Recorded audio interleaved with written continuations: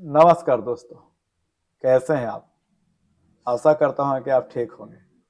जैसे कि पिछली क्लास में हमने सेकंड लेसन में पढ़ाए थे समाजवाद एवं साम्यवाद में कार्ल मार्क्स की जीवनी और यूटोपियन समाजवादी विचार के बारे में हम लोग पढ़ा दिए थे। आज का मेरा टॉपिक रहेगा रूस की क्रांति। रूस की क्रांति से रिलेटेड कारण और परिणाम, और रूस की क्रांति 2 चरणों में हुआ था, उसके बारे में हम आज है समझेंगे। और इससे जितने भी ऑब्जेक्टिव है उसको ध्यान से सुनिएगा ताकि आपको एग्जाम के लिए फायदेमंद हो। तो आइए देखिए जल्द से जल्द।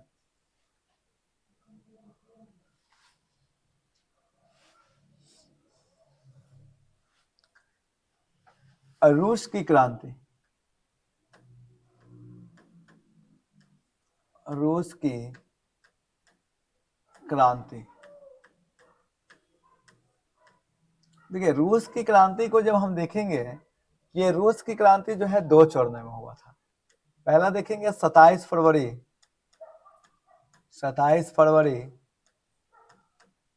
1917, जिसे हम लोग मार्च की क्रांति के नाम से जानते हैं। मार्च 1917 की क्रांति, मार्च 1917 की क्रांति। उसके बाद देखेंगे दूसरा जो हुआ था 25 अक्टूबर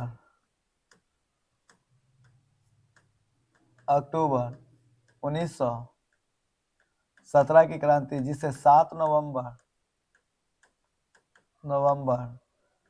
1917 की क्रांति के नाम से जानते हैं। 1917 की क्रांति के नाम से जानते हैं। अब यहाँ समझने के लिए यह समझना होगा कि रूस में क्रांति से पहले यहाँ के शासक कौन थे। तो रूस में क्रांति से पहले जो यहाँ पर शासन चलता था रोमनव वंश का। रोमनव वंश का यहाँ पर क्या था, शासन था। और उस समय जो रूस के शासक थे, रूस के शासक जार निकोलस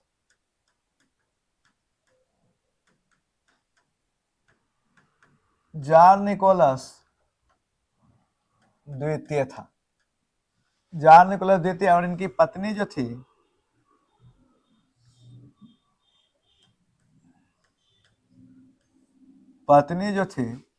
ये इनकी पत्नी जो थी जरीना,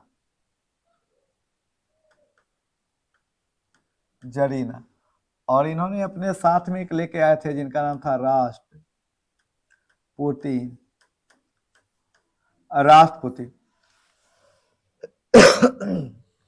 ये साथ में लेकर के आए थे, और ये काला जादू टोना करते थे।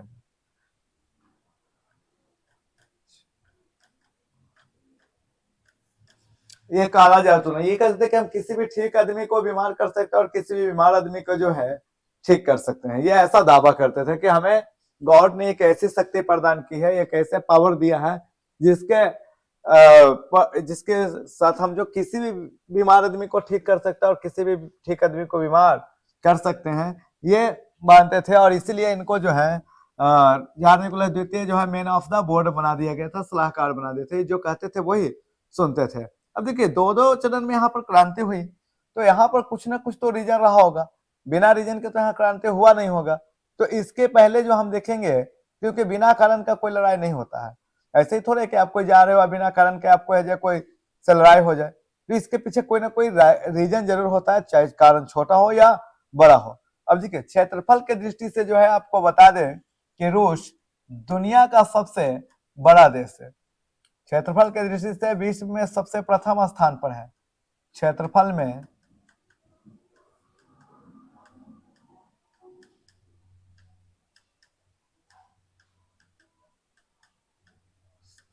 स्थान पर रूस है, प्रथम स्थान पर रूस है, और ये बहुत बड़ा ऐसी है। अब हम यहाँ पर बात करेंगे कि इसकी कारण क्या था। देखिए कारण के बारे में हम लोग समझेंगे कि कारण क्या था, क्योंकि बिना कारण का कोई भी क्रांति या कोई भी युद्ध नहीं होता है। तो इसके पीछे कोई ना कोई कारण जरूर रहा होगा। तो सबसे पहला अगर हम कारण की बात कर ले कि यहाँ पर कारण क्या था, तो सबसे पहला कारण कि यहाँ के जो राजा थे जार निकोलस द्वितीय, रूस के शासक रूस के शासक जार निकोलस द्वितीय या जार द्वितीय आप शॉर्ट में बोल सकते हो, जार द्वितीय, ये दैविक शक्ति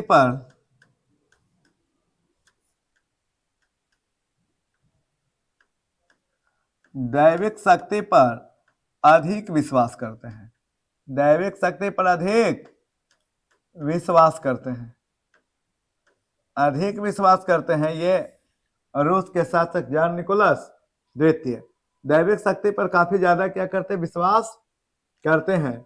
अब यहाँ पर हम समझने वाली बात यह है कि एक अयोग्य शासन है, सिर्फ भगवान भरोसे रहते हैं, जनता इनके राज्य में कितना सुख है कितना दुख है उससे इनका लेना देना नहीं है, सिर्फ ये चाहते हैं कि मतलब किसी प्रकार से ये इनका राज चलते रहे, जनता के सुख दुख का कोई ख्याल नहीं था। तो ऐसी स्थिति में जो है ये भी एक कारण बनकर के आया। और दूसरा कारण आया रूस में किसानों की स्थिति, रूस में किसानों की स्थिति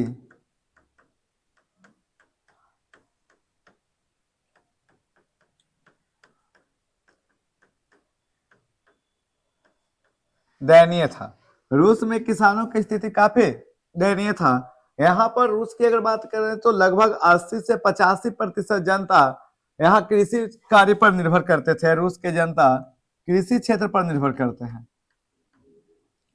कृषि क्षेत्र पर निर्भर, अधिकांश जो यहाँ की आबादी है वो कृषि क्षेत्र पर निर्भर करते हैं, परंतु यहाँ के किसानों की स्थिति एकदम दयनीय है, राजा उन पर कोई ख्याल नहीं रख रहा, यहाँ तक कि इनका अनाज बढ़िया हो या खराब हो उससे कोई लेना देना नहीं होता है।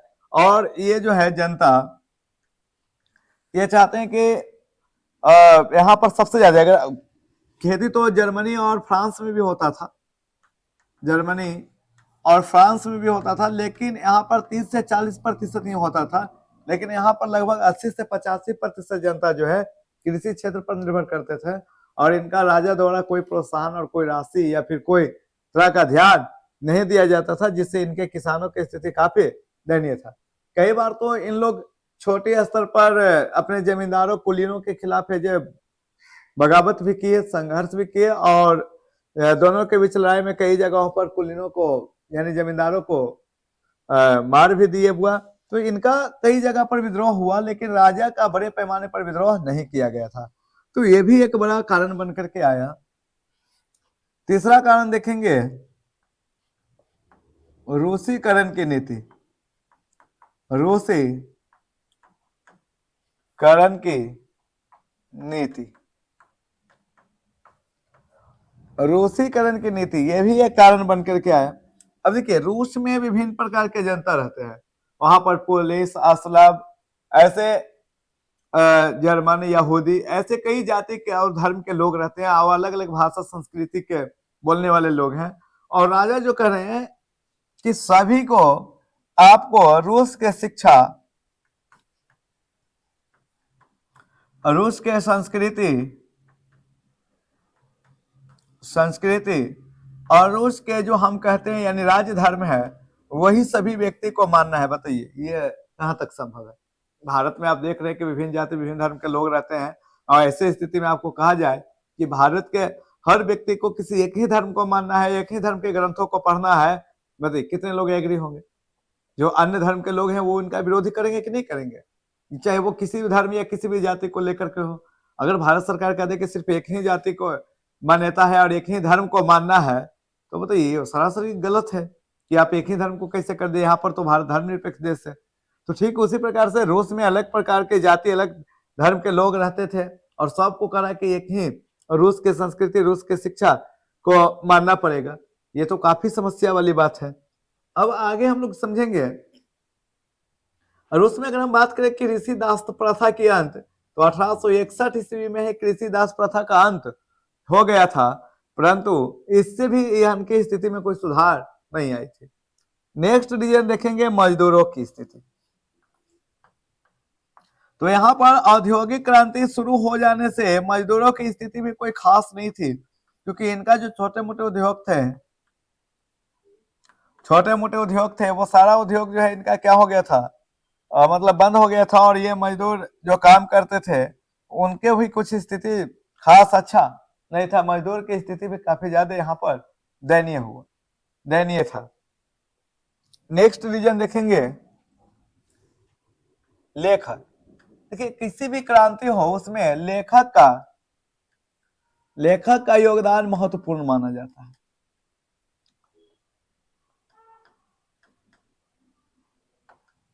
लेखक का योगदान काफी महत्वपूर्ण माना जाता है, क्योंकि लेखक ही जो है ऐसा है जिन्होंने किसी भी घटना को बढ़ा चढ़ा कर लिख करके लोगों को राष्ट्रीय भावना को उजागर करने में ये सबसे ज्यादा है जो प्रोत्साहित देते हैं किसी भी घटना को। तो यहाँ पर कुछ का नाम हम बताएंगे, जैसे लियो टॉलस्टॉय, लियो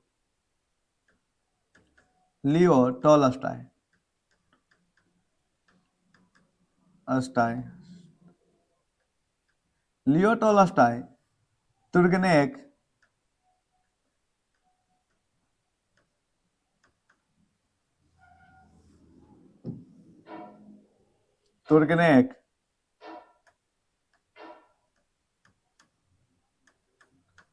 तुर्गेनेव, टोवस्की, ऐसे कई जो थे ये क्या थे, यहाँ का लेखक थे। लियो टॉलस्टॉय ने एक अपना पुस्तक लिखा था जिसका नाम था war and peace, war and peace, war and peace. अगर आपसे पूछे वार एंड पीस किसकी रचना है, तो वार एंड पीस है जो लियो टॉलस्टॉय की रचना है। लियो टॉलस्टॉय जो है ये वार एंड पीस पुस्तक की रचना की थी। अब हम आगे इसका देखेंगे तो इसी समय जो है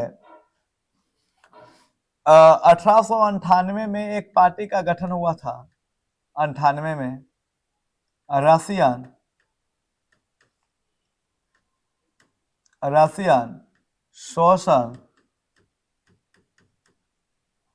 socialist, Russian social democratic, socialist democratic party का गठन हुआ था। रशियन सोशलिस्ट डेमोक्रेटिक का गठन हुआ था और आगे चल करके 1903 ईस्वी में ये जो पार्टी है दो भागों में डिवाइड हो गया। 1903 में ये पार्टी दो भागों में बट गया, एक का नाम था मेंशेविक दल।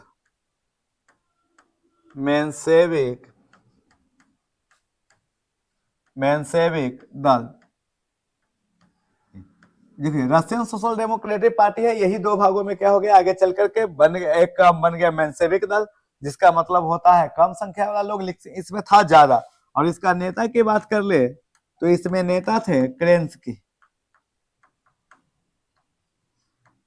केरेंस्की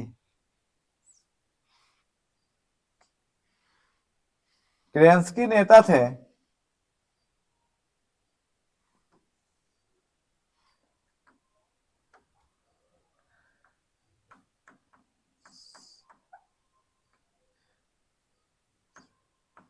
केरेंस्की नेता थे इसका, और ये जो पार्टी था मध्यम वर्ग का पार्टी था।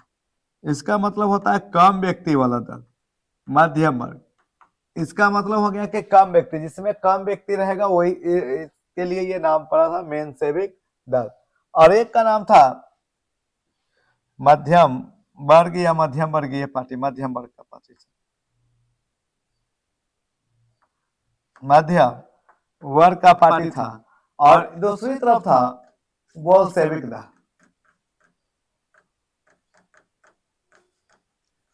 बोल्शेविक दल ये सर्वहारा वर्गों का पार्टी था। सर्वहारा यानी मजदूर वर्ग।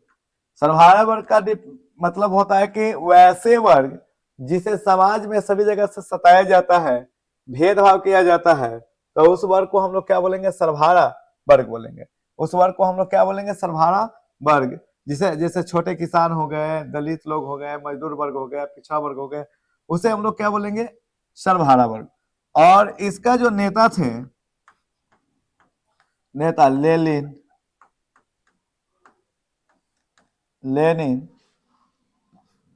ट्रोट्स्की,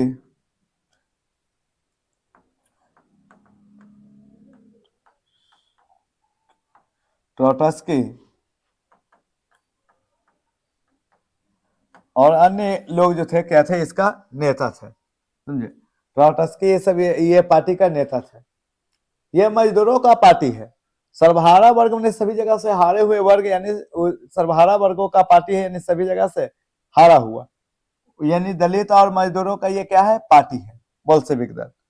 और आगे चल करके जो देखेंगे विदेशी घटनाओं का प्रभाव क्या पड़ा इस पर, रूस पर, विदेशी घटनाओं का प्रभाव,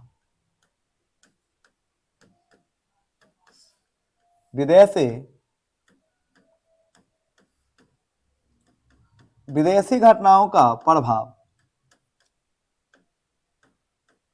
आखिर रूस में विदेश की घटनाओं पर क्या प्रभाव पड़ा, विदेश के कारण यहाँ पर क्या प्रभाव पड़ा, लोगों को किस तरह से प्रेरणा मिला और लोगों ने इसके प्रति है जैसी आवाज उठाना शुरू किया। तो देखिए सबसे पहले जो 1904 से 5 में एक युद्ध चल रहा था रूस और जापान के बीच, रूस और जापान के बीच, क्रीमिया युद्ध, क्रीमिया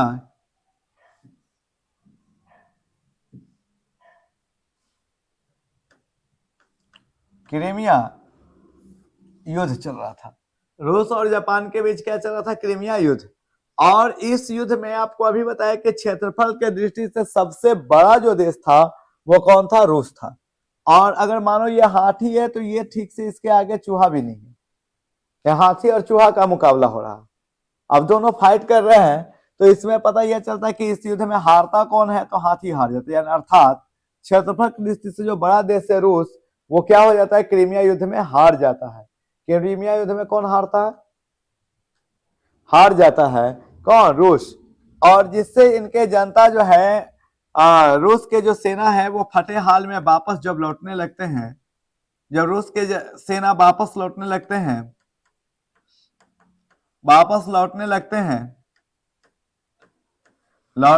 हैं, तो यहाँ का जो जनता है उनको महानता का भ्रमण टूट जाता है कि अरे ये तो सिर्फ कहने के लिए इतने बड़े देश का राजा है, ये तो कुछ कर ही नहीं सकता, सिर्फ कहता है कि हम ऐसा करेंगे वैसा करेंगे, लेकिन कुछ कर ही नहीं सकता, सिर्फ कहने के लिए क्या है, राजा है। तो ये सबको लेकर के रूस के जो जनता है 9 जनवरी 1905 ईस्वी को, 9 जनवरी 1905, नए कैलेंडर में देखिएगा तो 22 जनवरी 1905, 22 जनवरी 1905 ईस्वी को रोटी दो, छोटे भगवान रोटी दो के नारे को लेकर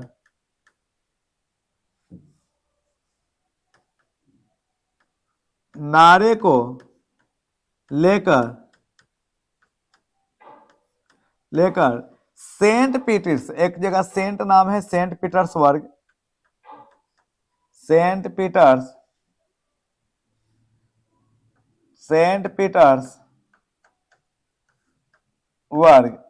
महल है, और ये राजा का महल है सेंट पीटर्सबर्ग स्थित।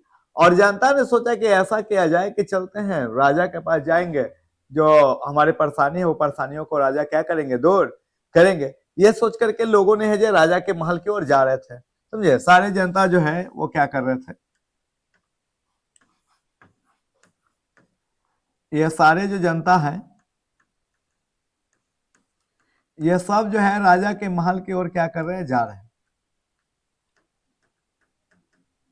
राजा के महल की ओर जो है सब जा रहे थे और सब लोग नारे लगाते जा रहे थे, रोटी दो छोटे भगवान, रोटी दो छोटे भगवान, और रोटी दो के नारे को लेकर के ये जा रहे थे।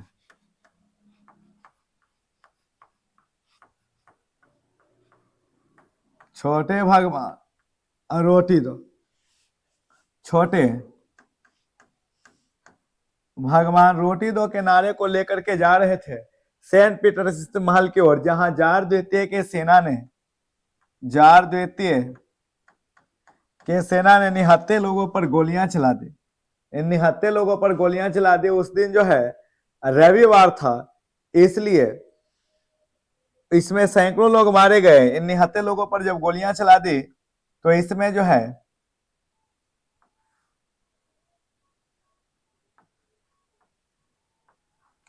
इन निहत्थे लोगों पर गोलियां चला दी। उस दिन रविवार था, उस दिन का रविवार था, रविवार, इसलिए इस घटना को खूनी रविवार के नाम से जाना जाता है, क्योंकि इसमें सैकड़ों लोगों की जान चली गई थी। इसलिए रविवार होने के कारण इसका नाम जो है खूनी रविवार था। नाम इसका क्या था? खूनी रविवार हो गया था इसका। उसी दिन ये रविवार का घटना घटा था, इसलिए इसे खूनी रविवार। ये परीक्षा में 2 नंबर में कई बार पूछा गया क्वेश्चन है, खूनी रविवार क्या है। तो आपका आंसर कैसे देना है ये समझिए। कहना है कि 9 जनवरी 1905 ईस्वी को, ब्रैकेट में 22 जनवरी 1905 को, रोटी दो के नारों को लेकर के रूस के जनता सेंट पीटर्स स्थित महल की ओर जा रहे थे, जहां जार निकोलस द्वितीय के सेना ने निहत्थे लोगों पर गोलियां चला दी, जिसमें सैकड़ों लोग मारे गए। उस दिन रविवार था, इसीलिए इस घटना को खूनी रविवार के नाम से जानते हैं। अब समझिए कि आपको एक ही डेट बार बार आप लोग देखोगे कि सर एक ही डेट बार बार काहे रखते हैं। देखिए यहाँ पर भी देखिएगा एक डेट को 2 बार लिखे हैं, और यहाँ पर भी देखिएगा एक डेट को 2 बार लिखे हैं। और ये ज्यादा दिन नहीं, ये आपका इधर 25 अक्टूबर है, इधर 25 अक्टूबर, और इधर 7 नवंबर, इधर 27 मार्च है, इन्हें 27 फरवरी है, इन्हें 12 मार्च। तो ये आखिर एक ही डेट को 2 बार काहे देख रहे हैं? तो उसके पीछे का कारण आप लोग समझिए। इसके पीछे का कारण यह है कि पहले जो रूस में या यूरोप में जो कैलेंडर चलता था, जिसका नाम था जूलियन कैलेंडर चलता था, और नया जो 13 दिन आगे कर करके एक कैलेंडर आया, 13 दिन आगे चलने वाला, इससे 13 दिन आगे चलने वाला, जिसका नाम था ग्रेगोरियन।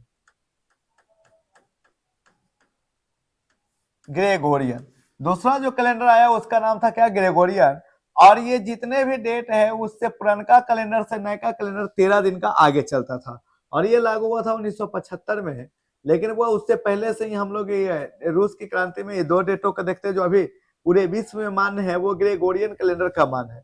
इसलिए हम लोग अक्टूबर में जो 25 अक्टूबर की क्रांति हुआ था उसे नवंबर की क्रांति कहते हैं। 7 नवंबर आप 13 दिन आगे कर लीजिए।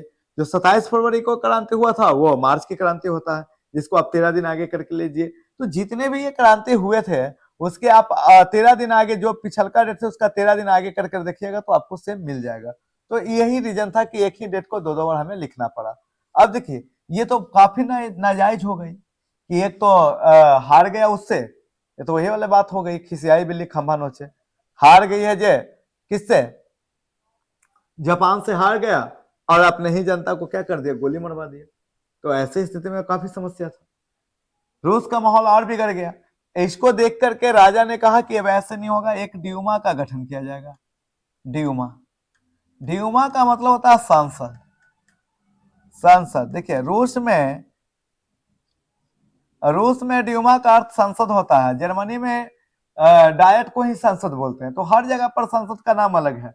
भारत में संसद को संसद कहते हैं, अमेरिका में कांग्रेस कहते हैं, इंग्लैंड में पार्लियामेंट कहते हैं। तो हर जगह पर इसका नाम अलग अलग चेंज होते रहता है।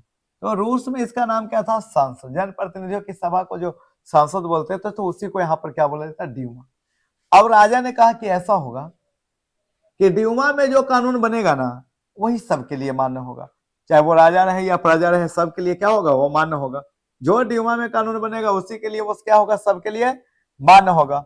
और ये ऐसा कह करके इन्होंने, लेकिन पहले दिन 75 दिन में जो कानून बना उसको मानने से इनकार कर दिया। 75 दिन में जो कानून बना उसको मानने से क्या कर दिया?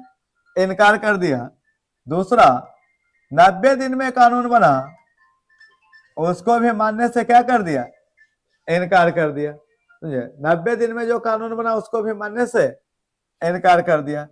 तीसरा, 75 दिन में यानी 5 सालों में लगातार ये 3 कानूनों को मानने से क्या कर दिया? इनकार कर दिया। 3 कानूनों को मानने से इनकार कर दिया। कौन?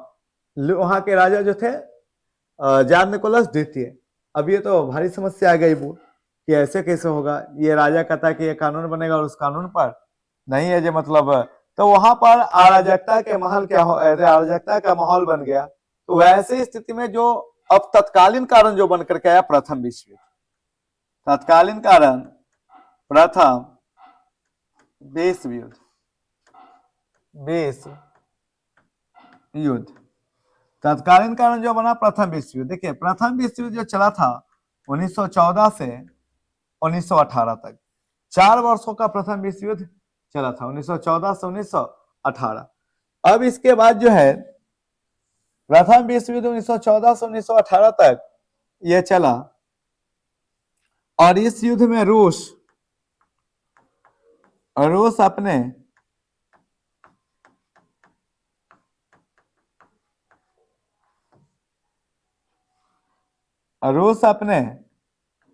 मित्र राष्ट्र की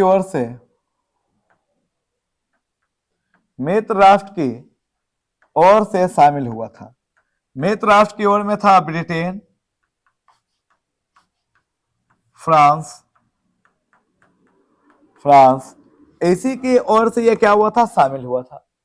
अब यहाँ पर रूस जो है शामिल होने का मुख्य उद्देश्य इनका यह था कि यहाँ के जनता जो है असंतोष की भावना से बाहर निकल करके ये क्या हो, दूसरे बाहरी मामलों में उलझ जाए, ये इनका ऐसा सोच था कि असंतोष की भावना से बाहर आकर के बाहरी मामलों में क्या हो जाए, उलझ जाए, ऐसा ये सोचते थे बुआ। लेकिन हुआ ठीक उल्टा। शुरू जनता ने इनको सपोर्ट किया, लेकिन युद्ध बहुत लंबा खिंचते गया। 1914 में यह शुरू हुआ था, जून 1914 में 28 जुलाई 1914 को यह शुरू हुआ था, और ये 15 खींच लिया, 16 में चलाया।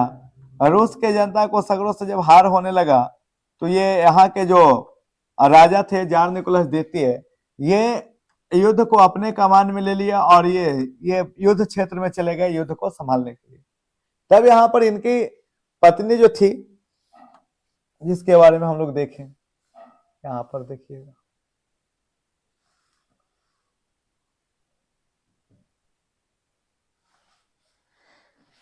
इनकी पत्नी जरीना और